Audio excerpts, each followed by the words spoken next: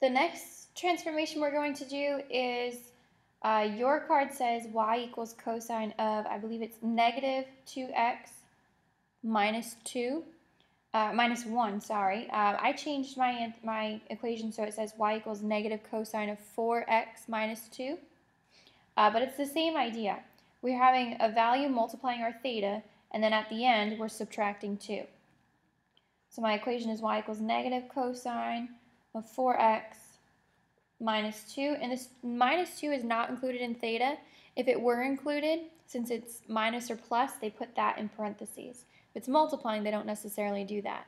But if it's changing, if it's attached to your theta, it should be in parentheses if it's adding or subtracting. So this minus 2 is not part of theta. So set up our table, negative cosine of 4x minus 2. We start with 0. So I'm going to plug in 0 for for x. So negative cosine of 4 times 0, and that's minus 2. 4 times 0 is 0. Cosine of 0 is 1. So that would be negative 1, because it's negative cosine, minus 2. Negative 1 minus 2 is negative 3. So that's the value of this equation at 0. If we were to do pi over 6, negative cosine of 4 times pi over 6, then minus 2. Negative cosine of 4 times pi over 6 is 4 pi over 6.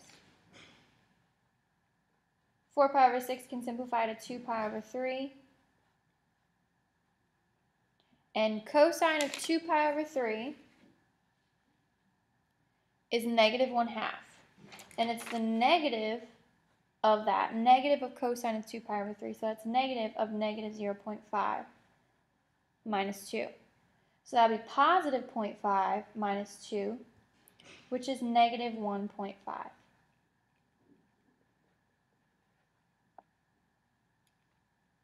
Next one, pi over 4. Let's do this down here. So negative cosine of 4 times pi over 4, then minus 2. So negative cosine of 4 times pi over 4 is 4 pi over 4. 4 pi over 4 simplifies to just pi. That's cosine of pi. Cosine of pi is negative 1. So that's negative of cosine of pi, so that's negative of negative 1, which would be just 1. Subtract 2 at the end, we get negative 1. So cosine, or pi over 4 for this equation is negative 1. We'll do one more, pi over 3. Negative cosine of 4 times pi over 3 minus 2 gives me negative cosine of 4 times pi over 3 is 4 pi over 3. I'm going to take the cosine of 4 pi over 3 and then take the negative of that. Cosine of 4 pi over 3 is negative 1/2, or negative 0.5. The negative of that makes it positive. Negative of negative 0.5 is positive 0.5. 0.5 minus 2 is negative 1.5.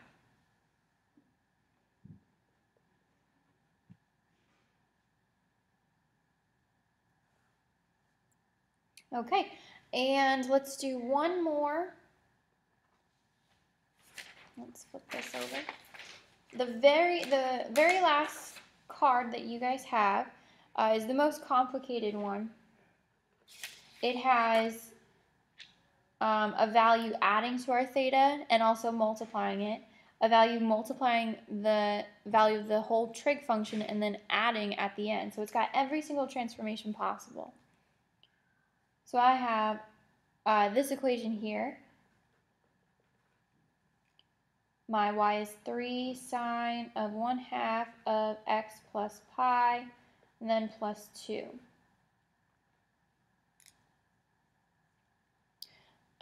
First theta I use would be 0. So underneath I'm going to substitute 0 in for x. I will have 3 sine of 1/2 times x is 0 plus pi plus 2. 3 sine of 1/2 of 0 plus pi would just be pi. Simplify here, 1/2 of pi is pi over 2. And looking at your trig function, treat that like parentheses, so we do that first. So sine of pi over 2, whoops, is 1. So I put in a 1 for sine of pi over 2. 3 times 1 is 3. 3 plus 2 is 5. So at 0, this function is at 5. At x equals 0, this function is at 5. If I had pi over 6, substituting in 3 sine of 1/2 of pi over 6 plus pi plus 2. Simplifying your parentheses first. Sine of 1/2 of pi can become 6 pi over 6. So that's 6 pi over 6 plus 1 pi over 6 is 7 pi over 6. Then we simplify our theta first. Sine of 1/2 times 7 pi over 6 is 7 pi over 12 plus 2. And based on what we know, we can't go any further without our calculator. So I'm just going to type this in. 3, let's make sure that I'm in radian mode. Good. 3 sine of 7 pi over 12 plus 2, which gives me about 4 we did 2 decimal places, so 4.90. And if you wanted to, you could plug in these values to your calculator every single time. So let's do an example with that. If we had pi over 4, in my calculator I would do 3 sine of 1/2 of, what is it, pi over 4. Oops. Pi over 4, and I like to use parentheses around my fractions. And that's supposed to put parentheses in here. So let's just... So we have a set of parentheses here. So I'm going to put another set of parentheses, 1/2, and then parentheses, pi over 4 plus pi. Close your parentheses. That's done with those parentheses. Let me just make sure. Okay, and then this set of parentheses is open. So I need to close it finally and then add 2. So maybe it's a little bit more complicated to use your calculator. I would suggest doing the math on your paper because you're less likely to make a mistake if you use order of operations correctly.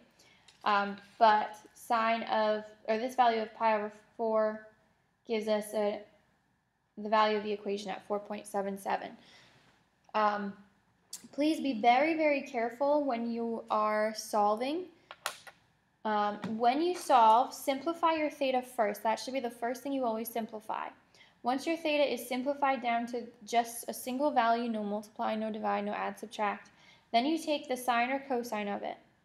Once you have the sine or cosine, then you can start factoring in these outside numbers. Multiply by 3, add 2, subtract something.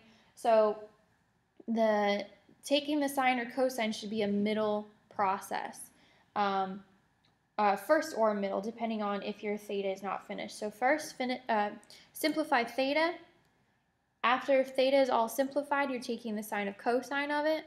Once you've taken the sine or cosine, you can start putting in or doing the operations with these outside numbers, adding, multiplying, dividing, subtracting on the outside.